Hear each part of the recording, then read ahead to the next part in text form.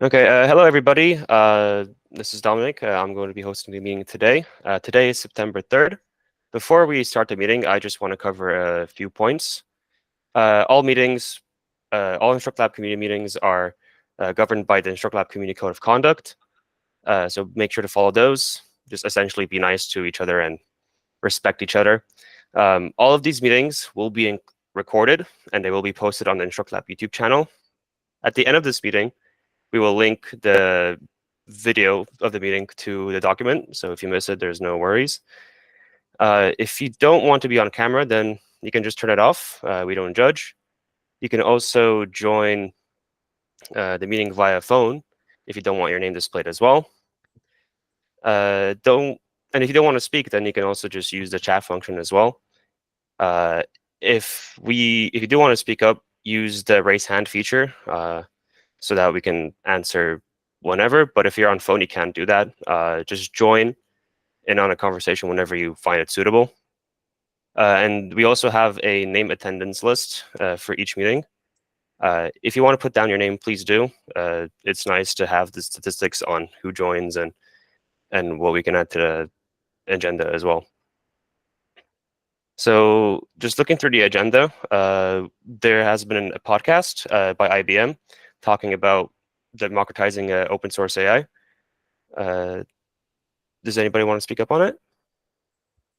Yeah, it's actually Mo Duffy had a chance to talk with Malcolm Gladwell. I think many people might know him, author of many books. So they just had a nice podcast talking about open source and how that can democratize AI.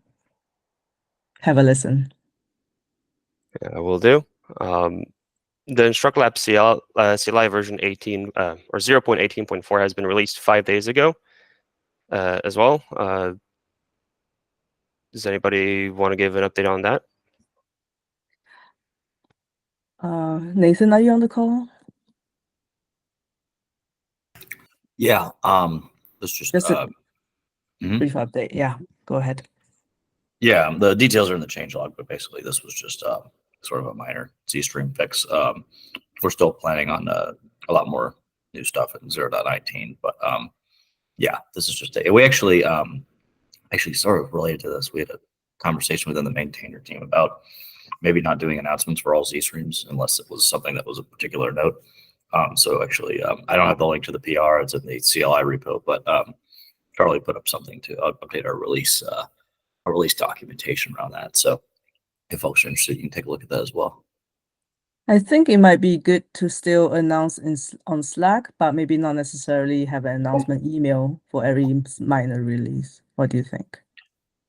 I mean, yeah, the change was already merged, but if you want to propose another update to it, you can open a PR for that. Cool. Thank you. Thank you very much. Also, a new repo has been opened in InstructLab where we all have the documentations all in one place. The repo link is at the community meeting notes, but I'll also put it in the chat. So please feel free to use it, and if there's anything else you want to add to it, then go ahead. JJ, do you want to say something about this? Yeah, if you want to bring it up real fast. It's a MKDocs material site. Search is already built in, which is nice. It's all just Markdown, and we did the best we could to emulate exactly what we have from the READMEs. But just to put this also in context, if you imagine InstructLab.ai as the brochure for the project and the READMEs as the technical documentation, this kind of sits in the middle, right? Where when we have end users trying to figure stuff out, they just want to know the general knowledge of what's going on. If they want the getting started guide, they want the way to be able to put things together. This is where it lives. So it's not as iterative as the READMEs, but it's not as static as the InstructLab.ai site. I imagine we can put workshops and tutorials and things like that eventually. But for instance, as we all know, the InstructLab, the main README, has a quite a branching structure for getting InstructLab just to work. So the three main paths we have are the Mac Metal, Mac NVIDIA, and Linux NVIDIA, and Linux AMD. So the idea is if you have one of those, you click on this, and these are the steps you need to do. I will point out, Marty did point out a good portion of me completely forgetting to add the data generation part to the README. So I'll be getting that probably updated today. Questions, thoughts? Well, I think it is good to look through the InstructLab documentation and to have it like more accessible for everybody. Because when I was trying to download it, it was fairly difficult to follow it. My first time anyway. Like I ended up like putting in their commands incorrectly, or like I skipped a line. So as long as this makes it easier for new users, then I'm all for it. If you go back to that getting started real quick, I made sure to put at the very top, because sometimes people just care about the commands and nothing else. So that TLDR section is my actual way of running through the scripts every time I need to install. Like I literally copy and paste those exact commands, just to make sure it's a sanity check, right? So I figured, I mean, obviously it works on my laptop, right? So it'd be nice to have someone else to validate that, but every single one is built just like that. Yeah, I was going to ask if it's like if that's only for Mac or if it's for both Linux and Mac, because I know that there's like a few extra commands you have to put in if you're using Mac. Yeah, if you click on the next one, you'll see that it's changed. They changed each one. So there's three okay. different ones: Mac Metal, Linux NVIDIA, and Linux AMD. The first one's for Mac.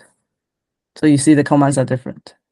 Yeah, and the actual location of the directories and where the .config and the application or library locations should all be the same. I spent a significant amount of time making sure all of the commands represent the Linux and Mac versions. Okay. Thanks, JJ. Marty, I think you have your hand up first. Yeah, Mac doesn't work. So sorry, JJ, but the statement on the Mac is incorrect. So who is Nate? Is there someone working on the Mac at the moment around this? Because I know it doesn't work off the main, it doesn't work off the install. What's the status with that at the moment, or is someone working towards it, or what's happening? JD, do you have your hand up to do something on that? No, I mean, I had my hand up something else, but to answer Marty's question, we're aware of like the lot of Mac issues. I think we are planning to address as many of them as we can for 19. I'm planning to address some of the Mac bugs as well, including like the directory. Yeah, these are all the. Oh, go ahead, JD. Sorry. No. Yeah, I was saying that we do have plans to try and address that within 19 for Mac. Yeah, I linked all the Mac issues there. So if it's documented there, the status will be in the issue. You're only out. Sorry, is someone talking there?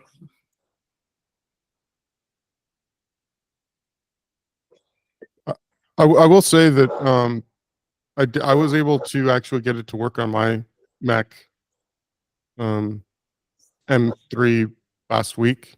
So I'll see what I'll do it again from the ground up just to validate that it's not working myself, because I find that strange, because I swear I got it for work. Yeah, I even got a. Which Yeah, I version was it? It's JJ, so you could have a look like I can't remember what to post you, because that's what I found strange. I know you said it works, but I took it straight out and it's fallen over to data generate. I didn't get time to look at it yesterday because I've got a few things on at the moment, but it can find certain modules and stuff like that. So straight away, that's saying to me there's some issues around the requirements or what's looking in the requirements. Also, someone might be able to answer to me. There's different installs for around CPU and for MPS and stuff like that, but I can't find some of those targets. So maybe there's a few bugs inside in the docs and stuff like that. So if I get some bandwidth this evening, I'll try and do it. But I just have a few things on at the moment, so I haven't had loads of time to dig into it. Jaideep, I see you have your hand raised. Is there something you want to point out?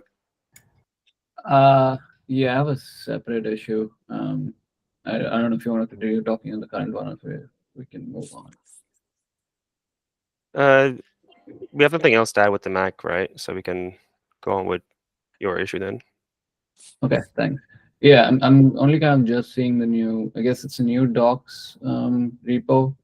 I think it looks great. My only concern is that I can see that it might be hard to keep it up to speed with the CLI, because like anytime we make changes to code contributions to the CLI, someone's gonna have to remember to kind of go and update that in a different repo. And I feel like that might not always work out or like stay up to date. So I was kind of like, at least my personal opinion was that maybe if we had like the same docs like within the CLI itself, then it would be much quicker and more likely to kind of update documentation as you make code changes.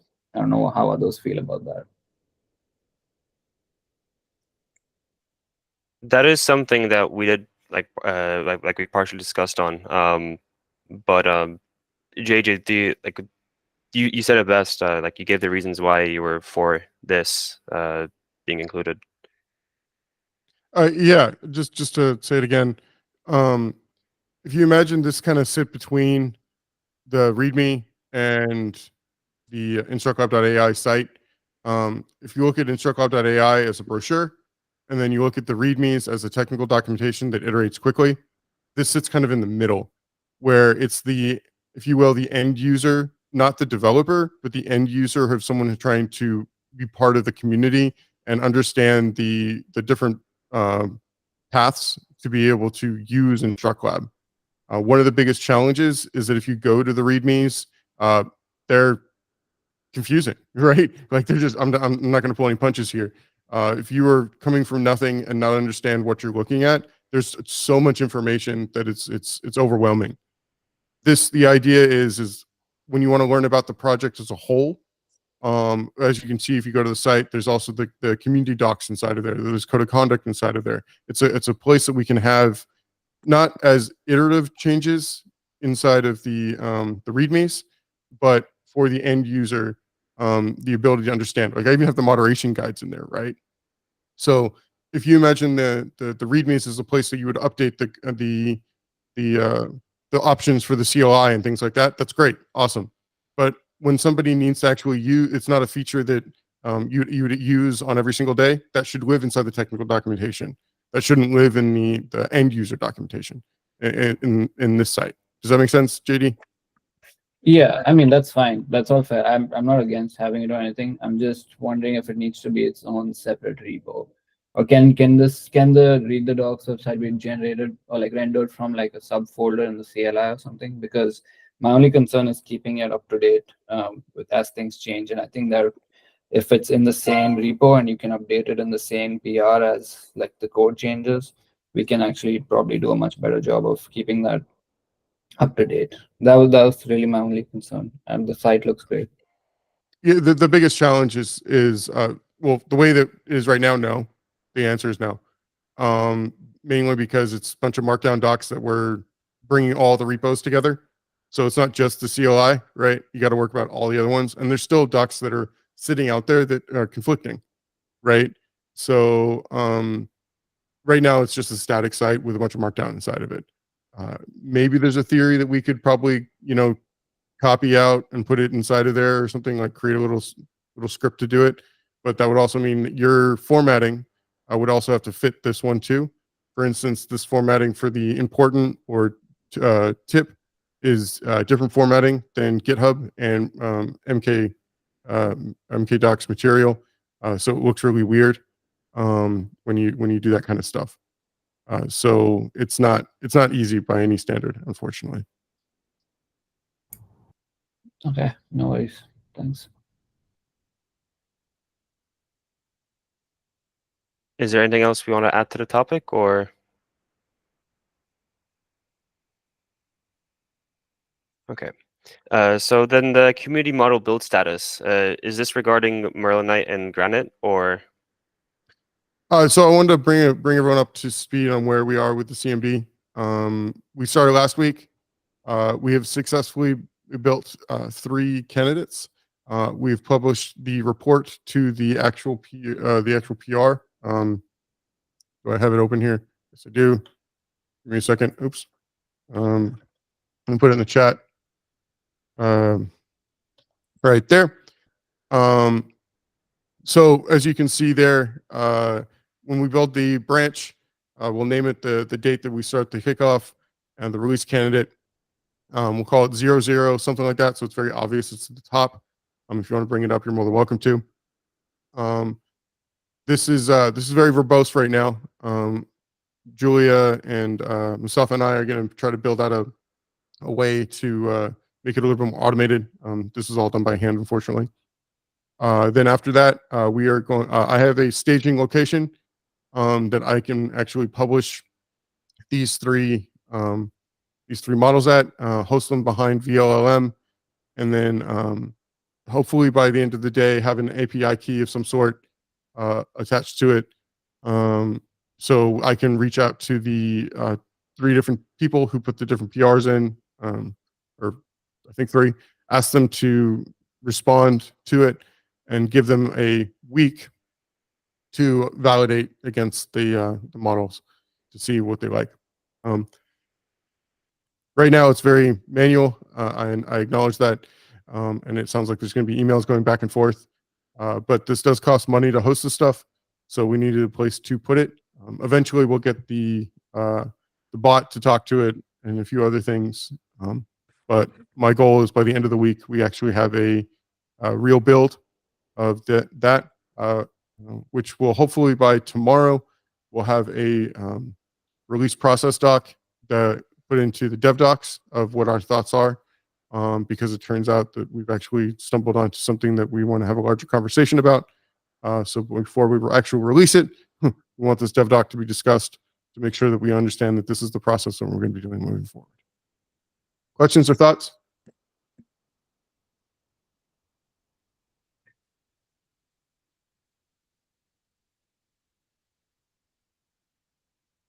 No questions. So that's all for the notes. Is there anything else somebody wants to add last minute?